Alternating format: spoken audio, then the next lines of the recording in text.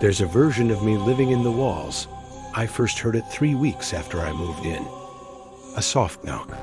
Not at the door. Not at the window. Inside the walls. At first, I thought it was plumbing. Old houses breathe. They settle. They creak. That's what I told myself. But pipes don't knock in patterns. 3 knocks.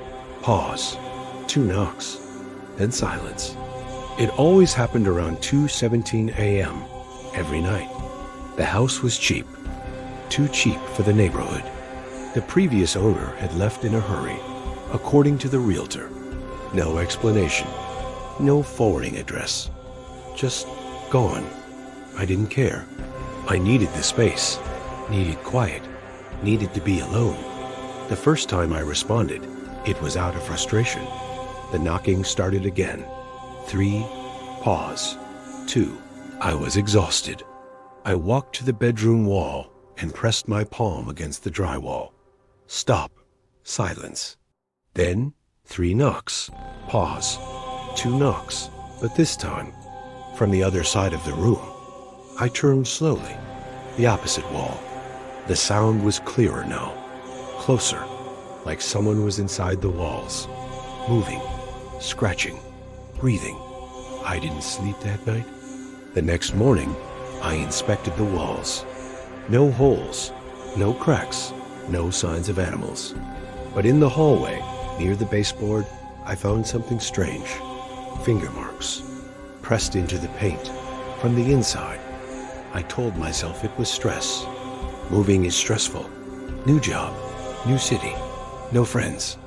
Your mind plays tricks when you're alone long enough, right? The knocking continued every night. 3. Pause. 2. Until one night, I decided to knock back. 3. Pause. 2. The response was immediate. 3. Pause. 2. Perfectly sensed, like an echo or a mirror. Then I heard it. A whisper, faint, muffled by insulation and wood, but unmistakable. It was my voice. At first, it didn't make sense. It sounded distorted, like an old recording played through a broken speaker.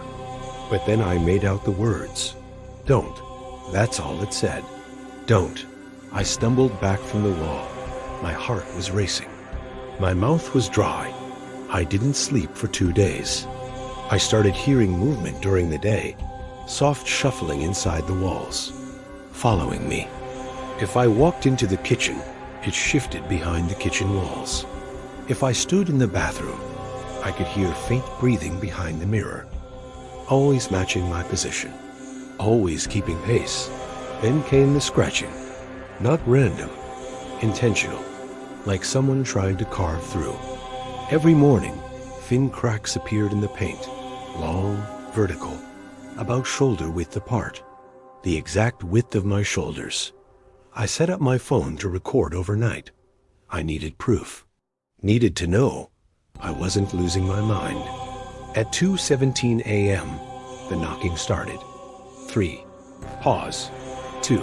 On the video, I could see myself asleep in bed.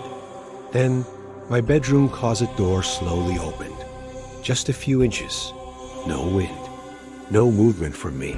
And from inside the closet wall, a hand pushed out. My hand. Same scar on the knuckle. Same crooked pinky from when I broke it as a kid. It gripped the drywall and pulled. The video cut to static. I watched it over and over. Zoomed in. Paused it. It was me. Not similar. Not close. Exactly me. The next night, I didn't sleep. I sat on the bed, lights on, staring at the closet. At 2:17 a.m., the knocking began. 3. Pause. 2. But this time, it came from everywhere. All 4 walls. The ceiling. The floor. Surrounding me. Then the whispering started. Not just one voice. Multiple. All mine. Layered over each other. Let me out. You left me here. It's my turn. My turn? For what? The drywall behind my bed began to bulge. Stretch outward. Like something was pressing from inside. 2 hands formed beneath the paint. Then a face. My face, eyes closed, mouth twitching, trapped beneath the surface like it was covered in thin plastic. Its eyes snapped open, and they were looking directly at me. The mouth moved, and I heard it clearly. "You don't belong out there." The wall split, drywall cracking down the center, dust filling the air, and it stepped out. Me, same clothes I was wearing, same expression, but its smile was wrong, too wide, too rehearsed. I couldn't move. It tilted its head the same way I do when I'm confused, and it spoke. "You were supposed to stay inside." Suddenly memories flooded my mind. Not mine, different ones. Being inside darkness, listening to footsteps above, waiting, scratching at wood, hearing laughter through walls, watching through tiny cracks. For years, I wasn't the original. I was the one who got out. It stepped closer. "I've been patient," it said, "but you can't keep my life. My life, my job, my memories, my body." It reached out and grabbed my wrist. Its skin was cold, dry, like it had never felt air before. The walls started knocking again. 3. Pause. 2. Over and over. Faster now, like applause. "You know how this works," it whispered. And somehow, I did. This house doesn't trap strangers. It traps versions. Every regret, every bad decision, every path not taken. They live inside the walls, waiting for weakness, for cracks. And I had been cracking for weeks, lonely, isolated, questioning myself. That's when it gets strongest. It leaned in close. "So go back inside." The wall behind me softened, like wet clay. My back sank into it. I tried to scream, but my voice was gone, because it was already using it. The last thing I saw was myself stepping forward, adjusting my shirt, rolling its shoulders, testing my smile, perfecting it. Then darkness, tight, cramped, silent. I can hear it now.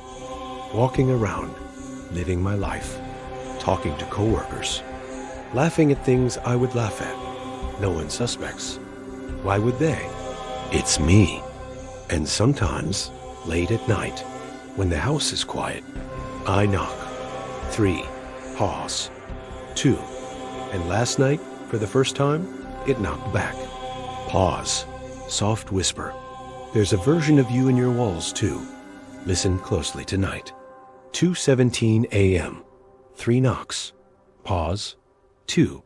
If you hear it, don't knock back. Subscribe for more.